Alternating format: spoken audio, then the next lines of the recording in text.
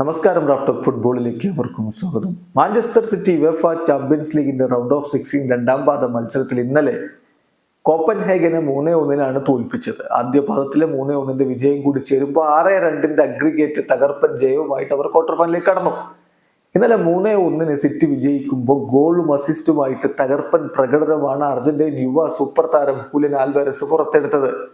Alvares മിന്നുന്ന പ്രകടനം തുടരുകയാണ്. ചാമ്പ്യൻസ് ലീഗിൽ മാത്രം കണക്കെടുക്കുക, ഈ സീസണിൽ അദ്ദേഹം 5 കളികൾ കളിച്ചിട്ട് 7 ഗോൾ ഇൻവോൾവ്മെന്റ്സ് എന്ന് പറഞ്ഞാൽ 5 ഗോളുകളും 2 അസിസ്റ്റും അദ്ദേഹം സ്വന്തമാക്കിയിട്ടുണ്ട്. ഇനി മറ്റൊരു കണക്ക് കൂടി നോക്കുക. Julian Alvarez is the first player to score a goal and provide an assist within the first 10 minutes of a knockout phase match in the entire history of the UEFA Champions League. പുത്തൻ ചരിത്രം കുറിച്ചിരിക്കുന്നു എന്നർത്ഥം.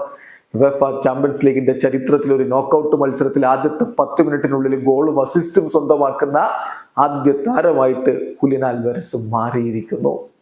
ഇന്നലത്തെ അദ്ദേഹത്തിന്റെ പ്രകടനം എടുത്തു പറയേണ്ടതാണ്. 67 ടച്ചുകൾ, 1 goal, 3 ഷോട്ടുകൾ ഉതിർത്തു, അതിൽ 1 on target, 1 assist, 4 key പാസുകൾ, 47 പാസുകളിൽ 43 അദ്ദേഹം ആക്യുറേറ്റ് ആയിട്ട് ലക്ഷ്യത്തിലേക്ക് എത്തിച്ചു.